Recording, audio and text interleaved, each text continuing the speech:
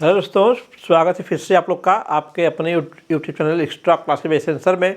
और फिर वही टॉपिक कंटिन्यू करेंगे हम लोग। जो पिछला लेक्चर था हम लोग का केमिस्ट्री ऑफ हाइड्रोजन, है ना। केमिस्ट्री ऑफ हाइड्रोजन पढ़ रहे थे हम लोग। उसमें काफ़ी पॉइंट्स देखे थे हम लोग, कुछ पॉइंट्स रह गए थे। आइए उन पॉइंट्स को कवर करते हैं। बहुत ही इंपॉर्टेंट पॉइंट्स है दोस्तों ये, ठीक है। इसमें आपका हम लोग देखेंगे आपका जो एक्टिव हाइड्रोजन क्या है, आपके न्यू बॉर्न हाइड्रोजन क्या होती है, और आपके हाइड्रोजन के नाभिकीय समस्थानिक क्या है ना।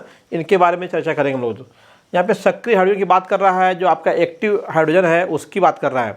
सक्रिय हाइड्रोजन मतलब कि जो क्या है, बहुत ही रिएक्टिव हो, उसे क्या बोलते हैं हम लोग, सक्रिय हाइड्रोजन बोलते हैं दोस्तों, ठीक है। जब हम लोग कैसे प्राप्त करेंगे इसको बात, ये जब क्वेश्चन करते हैं हम लोग तो उसका सीधा आंसर निकल के आता है कि जब हम लोग हाइड्रोजन अणु का, है ना, जब हाइड्रोजन अणु का हम लोग विद्युत विसर्जन कराते हैं, विद्युत अपघटन कराते हैं, ठीक है, निम्न दाब पर। याद रखना पड़ेगा आपको कि निम्न दाब पर जब हाइड्रोजन अणु का विद्युत विसर्जन या फिर विद्युत अपघटन कराया जाता है दोस्तों, तो हम लोग को वहाँ पे क्या है, जो हाइड्रोजन प्राप्त होती है उसको बोलते हैं हम लोग सक्रिय हाइड्रोजन, या फिर उसी को नाम देते हैं परमाणुवी हाइड्रोजन, ठीक है।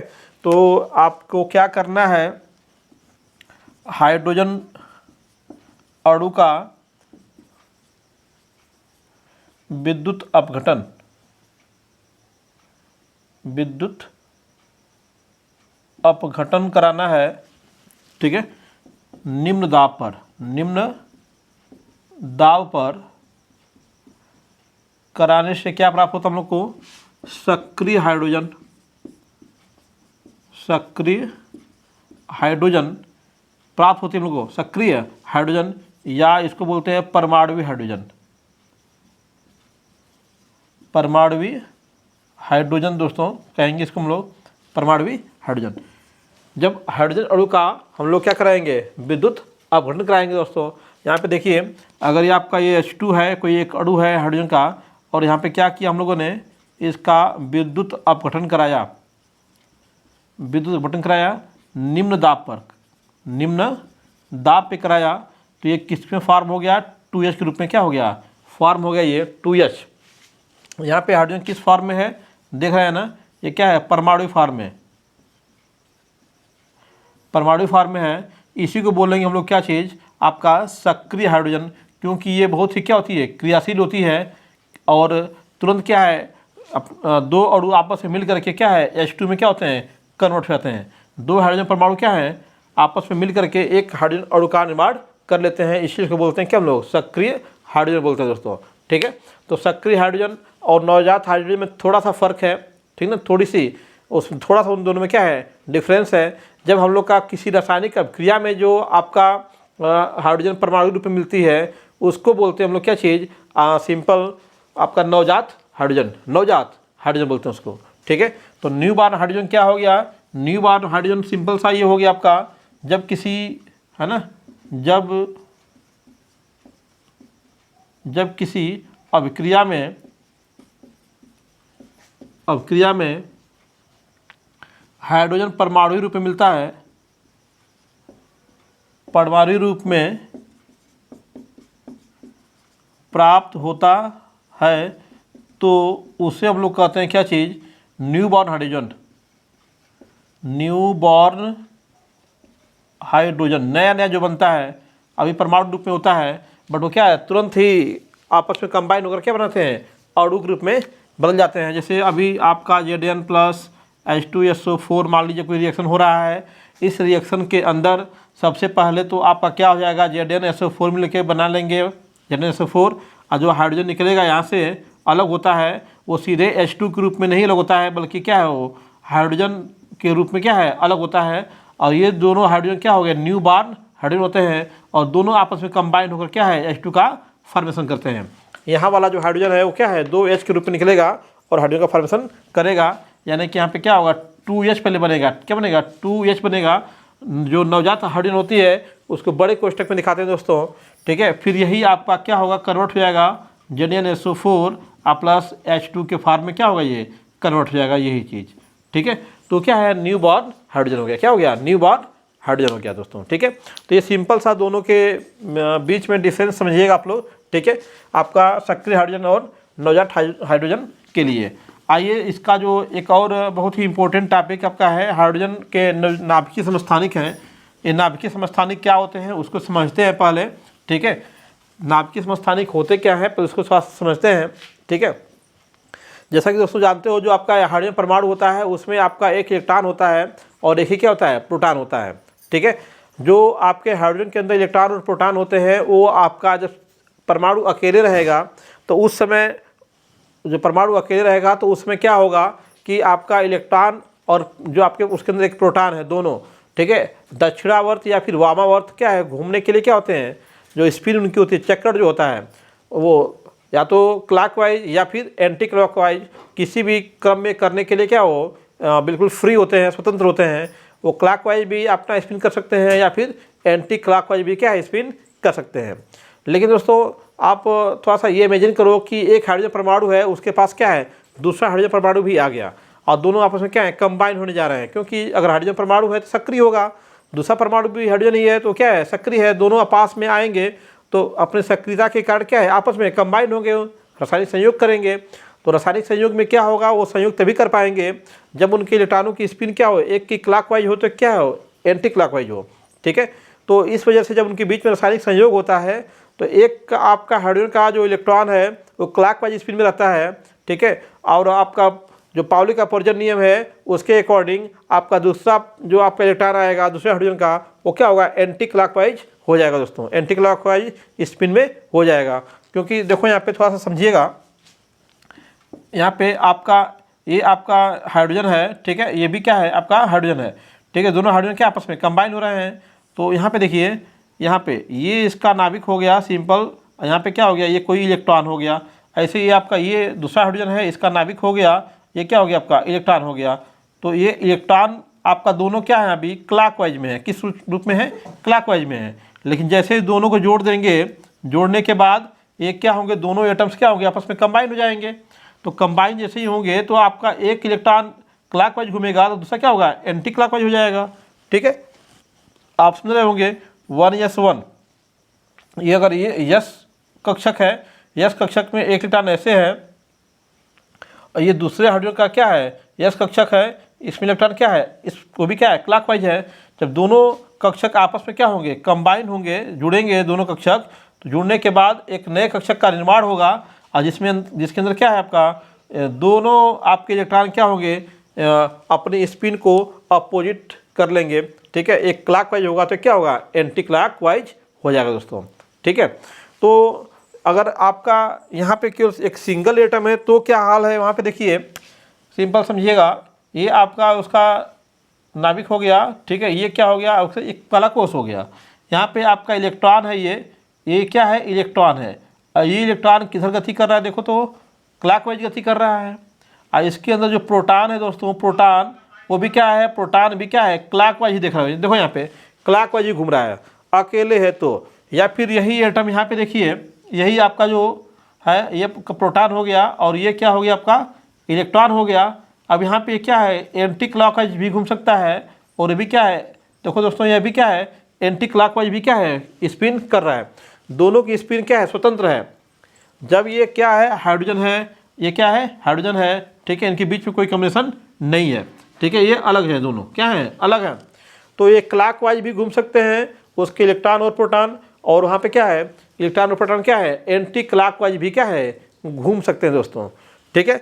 लेकिन जब इन दोनों को एक दूसरे के साथ लाया जाता है, यहाँ पे दोनों को क्या किया गया कंबाइन किया गया, दोनों को साथ मिलाया गया, तो एक तो कन्फर्म है पाउली के अपवर्जन नियम से कि जो इलेक्ट्रॉनों की स्पिन है हमेशा क्या होगी अपोजिट होगी, इलेक्ट्रॉनों की स्पिन क्या होगी हमेशा क्या होगी अपोजिट होगी। तो यहाँ पे जो ये दोनों आएंगे परमाणु, ये नाभिक हो गया, ये भी आपका ये भी क्या हो गया परमाणु, ये परमाणु हो गया, ये क्या हो गया नाभिक हो गया। तो यहाँ जो इलेक्ट्रॉन होगा इसका और यहाँ पे जो इलेक्ट्रॉन होगा इसका, अगर बात करेंगे हम लोग इस इलेक्ट्रॉनों की, तो अगर ये आपका क्लॉकवाइज घूम रहा है, ठीक है, तो ये क्या होगा एंटी क्लॉकवाइज घूमेगा। अगर ये इधर से जा रहा है तो क्या होगा ये इधर से जाएगा, दोनों की स्पिन क्या होगी अपोजिट होगी। एक क्लॉकवाइज होगा तो क्या होगा एक एंटी क्लॉकवाइज होगा, ठीक है, एक क्लॉकवाइज होगा तो क्या होगा एक एंटी क्लॉकवाइज होगा। ये इधर से जाएगा तो ये क्या है इधर से जाएगा, इधर से आएगा, ऐसे आ रहा है, ये क्या है इधर से जा रहा है, दोनों क्या है अपोजिट स्पिन में है, दोनों क्या है अपोजिट स्पिन में दोस्तों, ठीक है। अगर यहाँ पे जो प्रोटॉन इसके थे अब प्रोटॉन देखो, प्रोटॉन क्या है, हो सकता है इसका प्रोटॉन भी क्लॉकवाइज ही घूम रहा हो और इसका प्रोटॉन क्या है, एंटी क्लॉकवाइज घूम रहा हो। ठीक है, तो यहाँ पे क्या डिफरेंस दिखाई दे रहा है, इलेक्ट्रॉनों का जो आपकी स्पिन है वो तो अपोजिट है, कन्फर्म है। यहाँ पे देखें तो प्रोटॉनों की स्पिन भी क्या है, अपोजिट है, प्रोटॉनों की स्पिन भी क्या है, अपोजिट है। ठीक है, तो अगर आपका प्रोटॉन अपोजिट डायरेक्शन में घूम रहे हैं, हो सकता है इसका कि प्रोटॉन की दिशा क्या हो, विपरीत हो, या फिर प्रोटॉन की जो स्पिन है वो क्या हो, समान दिशा में हो। दोनों कंडीशन यहाँ पे हो सकती है, क्योंकि प्रोटॉन यहाँ पे क्लॉकवाइज और एंटी क्लॉकवाइज दोनों घूम सकते हैं। तो एक कंडीशन तो ये निकल के आई कि आपका इलेक्ट्रॉन क्या है, अपोजिट है, और प्रोटॉन भी क्या है, अपोजिट स्पिन में है। दूसरी कंडीशन क्या निकल के आ रही है, यहाँ पे देखिएगा, आपकी ये आपके इलेक्ट्रॉन हो गए, ये भी इलेक्ट्रॉन हो गया। अगर ये ये आपका क्या है, मान लो कि ये क्या है, इलेक्ट्रॉन क्या है, क्लॉकवाइज घूम रहा है इसका, और इसका इलेक्ट्रॉन क्या है, एंटी क्लॉकवाइज घूम रहा है, अपोजिट घूम रहा है उसके। ठीक है, ये इलेक्ट्रॉन क्या है, अपोजिट चल रहा है, ये क्लॉकवाइज है, दक्षिणावर्त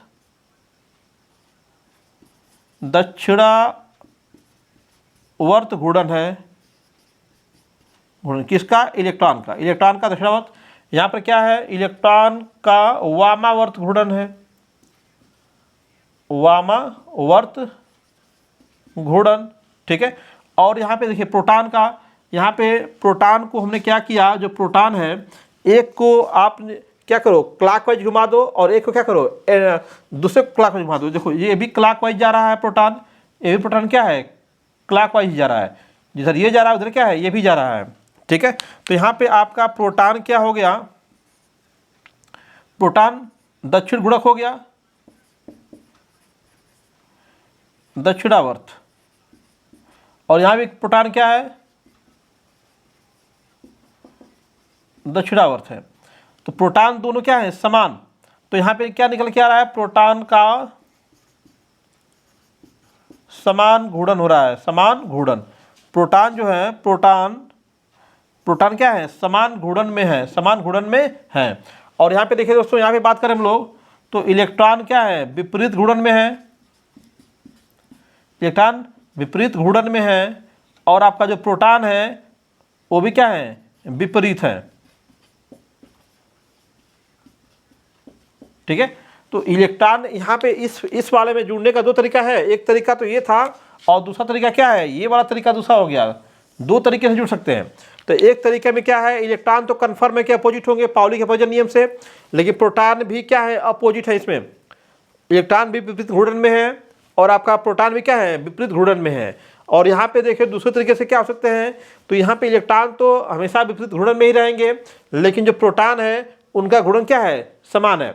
यहाँ पे प्रोटॉनों का घूर्णन क्या है, विपरीत है, यहाँ प्रोटॉन घूर्णन क्या है, समान है। तो विपरीत और समान, बस फर्क किसमें है, आपका जो प्रोटॉनों का घूर्णन है उसी में क्या है, फर्क है। ठीक है, अगर प्रोटॉन समान दिशा में चक्कर कर रहे हैं तो उसे कहते हैं आर्थो डाई हाइड्रोजन। क्या बोलेंगे, आर्थो डाई हाइड्रोजन। तो ये समान घूर्णन में है कौन, प्रोटॉन, तो क्या होगा, आर्थो होगा, क्या होगा, आर्थो डाई हाइड्रोजन कह सकते हैं, आर्थो डाई हाइड्रोजन हो गया, क्या हो गया, आर्थो डाई हाइड्रोजन। और यहाँ पे विपरीत है ना, दोनों विपरीत है ना, तो इसको क्या बोलेंगे, para di hydrogen, para di hydrogen, para di hydrogen. तो आर्थो डाई हाइड्रोजन और पैरा डाई हाइड्रोजन। ठीक है दोस्तों, तो क्या समझ में आया हम लोग को कि यहाँ पे नाभिक में जो प्रोटॉनों का चक्कर है उसके आधार पे आपका जो डाई हाइड्रोजन है वो दो प्रकार का हो गया। ठीक है, एक आपका आर्थो, एक क्या हो गया, पैरा हो गया। ठीक है, तो कहानी बिल्कुल स्पष्ट है। आइए इसको और शार्ट में बस इसको समराइज कर देता हूँ ताकि समझना और इजी आपको हो जाए। ठीक है, यहाँ पे आपको तीन बातें बताई गई, तीनों बातें ध्यान रखेंगे आप लोग। ठीक है, एक बात तो ये बताई गई कि आपका यहाँ पे जो इलेक्ट्रॉन है और यहाँ पे जो प्रोटॉन है उनका घूर्णन क्या है, स्वतंत्र है, स्वतंत्र घूर्णन है, स्वतंत्र घूर्णन है किसका, इलेक्ट्रॉन एवं प्रोटॉन का, इलेक्ट्रॉन एवं प्रोटॉन का क्या है, स्वतंत्र घूर्णन है। ठीक है, या तो वो दक्षिणावर्त घूम सकते हैं, दक्षिणावर्त या वामावर्त दोनों घूम सकते हैं, स्वतंत्र घूर्णन है दोस्तों। लेकिन कब? जब यह एक है, अकेले है, एक है, ठीक है ना, एक है तब। अब आपके दो हाइड्रोजन हो गए, तब क्या होने वाला है, दो हाइड्रोजन आपस में आके जुड़ेंगे तो वहाँ पे क्या मिलेगा हम लोग को? इलेक्ट्रॉनों का घूर्णन विपरीत होगा। इलेक्ट्रॉनों का घूर्णन क्या होगा? विपरीत होगा, कन्फर्म है, ठीक है। इलेक्ट्रॉनों घूर्णन क्या होगा? विपरीत होगा, पाउली के अपवर्जन नियम से, ठीक है, विपरीत होगा, कन्फर्म है। अब यहाँ पे प्रोटॉनों की बात करें, प्रोटॉनों का घूर्णन जो है, प्रोटॉनों घूर्णन क्या है? दो प्रकार से हो सकता है, ठीक है, या तो समदिश हो, कैसा हो? समदिश, या फिर क्या हो सकता है? विपरीत हो सकता है, ठीक है। प्रोटॉनों का जो घूर्णन क्या है? दोनों क्लॉकवाइज घूमे या फिर दोनों क्या है?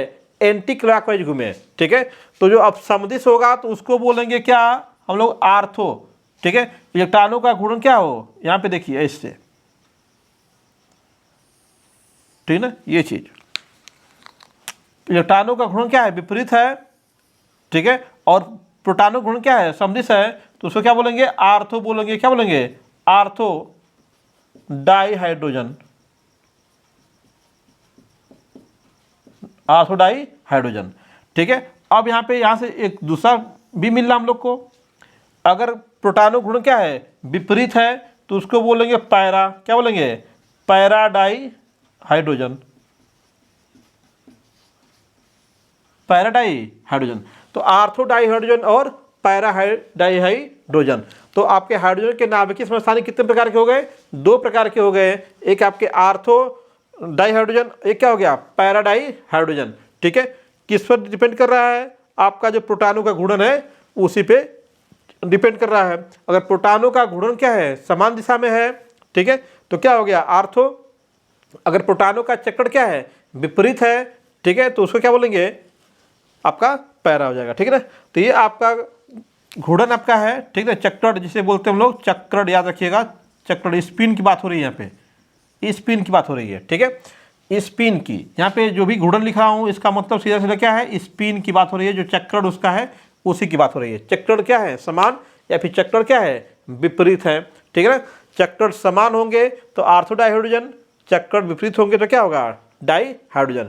यहाँ पे इलेक्ट्रॉनों के चक्कर से मतलब हम लोग को नहीं है, क्योंकि इलेक्ट्रॉन हमेशा क्या होंगे? विपरीत ही होंगे। जब वो कंबाइन हो जाएंगे तो जैसे ही कंबाइन होंगे इलेक्ट्रॉनों का चक्कर क्या होगा? विपरीत होना ही होना है दोस्तों, ठीक है।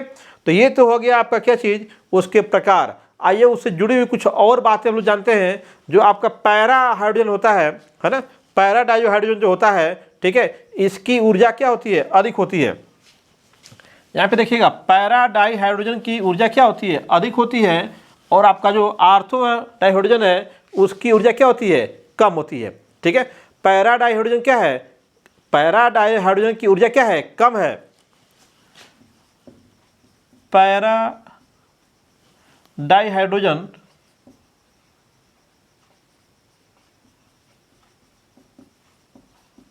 की ऊर्जा जो है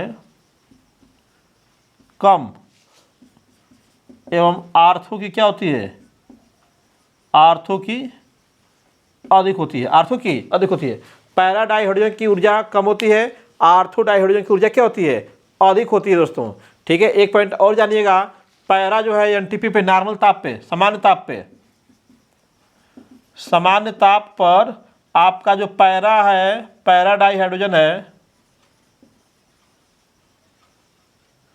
25% होता है, ठीक है। बट आर्थो जो होता है, आर्थो कितना होता है? 75% होता है। पैरा कितना? 25%। और आर्थो डाइहाइड्रोजन कितना होता है? 75% होता है, ठीक है। जैसे जैसे ताप हम लोग कम करते हैं, ठीक है, आर्थो का परसेंटेज क्या होता है? घटता है। आर्थो का परसेंटेज क्या होता है? घटता है। यानी ताप कम करने पे, ताप को अगर कम किया जाए तो आर्थो का परसेंटेज क्या होता है? घटता है। आर्थो परसेंटेज क्या होता है? कम होता है। और आपका जो पैरा परसेंटेज है, पैरा का परसेंटेज क्या होता है? बढ़ता है। आर्थो का परसेंटेज कम होता है और पैरा का परसेंटेज क्या होता है? बढ़ता है, ठीक है। और आपका जो 20 केल्विन टेम्परेचर होता है, 20 केल्विन ताप पर जो है, 20 केल्विन ताप पर हम लोग को पैरा परसेंटेज क्या है, बढ़ते बढ़ते बिल्कुल 100% होता है, यानी कि शुद्ध पैरा हम लोग को क्या होता है, प्राप्त होता है। ठीक है ना। 20 केल्विन टेम्परेचर पे 100% शुद्ध जो है, 100% शुद्ध पैरा डाइहाइड्रोजन प्राप्त होता है। ठीक है। उसको टेम्परेचर को कम करते कहाँ चले जाए, 20 केल्विन पे चले जाए, तो वहाँ पे आपको 100% शुद्ध क्या है, पैरा हाइड्रोजन क्या होता है, प्राप्त होता है। ठीक है। लेकिन ध्यान दीजिएगा, किसी भी टेम्परेचर पे शुद्ध आर्थो हाइड्रोजन क्या है, प्राप्त नहीं होता है।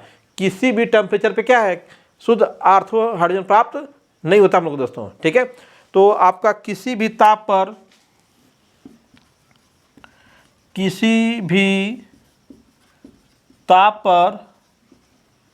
शुद्ध आर्थो हाइड्रोजन प्राप्त नहीं होता। किसी भी ताप पर शुद्ध आर्थो हाइड्रोजन प्राप्त नहीं होता दोस्तों। ठीक है। अब बात करेंगे इनकी प्रॉपर्टी की, तो इनके भौतिक गुण क्या होते हैं, समान होते हैं। ठीक है। पैरा की ऊष्मीय चालकता की बात करेंगे तो पैरा की ऊष्मीय चालकता क्या होती है, अधिक होती है। आर्थो की ऊष्मीय चालकता क्या होती है, कम होती है। पैरा के मेल्टिंग पॉइंट क्या होता है, अधिक होता है। आर्थो का मेल्टिंग पॉइंट क्या होता है, कम होता है। तो ये आपका आर्थो डाइहाइड्रोजन और पैरा डाइहाइड्रोजन से क्या है, कुछ उनमें अंतर भी हो गया, डिफरेंस भी हो गया। ठीक है। मेन डिफरेंस क्या था, आपका जो प्रोटॉनों का जो घूर्णन है, ठीक है, अगर सदिश है ना, उनका जो घूर्णन कर रहे हैं, उनका जो स्पिन है ना, याद रखिएगा, बार बार मैं घूर्णन लिख रहा हूँ इसको, लेकिन है क्या, ये चक्रण है ना, क्या ये चक्रण है। ठीक है। तो ये आपका क्या है, सदिश है तो क्या होगा, आर्थो, विपरीत क्या होगा, पैरा। ठीक है। तो इसको आप याद रखेंगे, आर्थो डाइहाइड्रोजन और पैरा डाइहाइड्रोजन क्या है, उनमें क्या बेसिक डिफरेंस है दोस्तों। तो बिल्कुल आप ये समझ लिया आप लोगों ने कि आर्थो जो आपके हाइड्रोजन के नाभिकीय समस्थानिक कितने प्रकार के होते हैं। ठीक है। और उनके बीच में क्या डिफरेंस होता है दोस्तों। ठीक है। तो फिर मिलते हैं नेक्स्ट वीडियो में, तब तक के लिए धन्यवाद।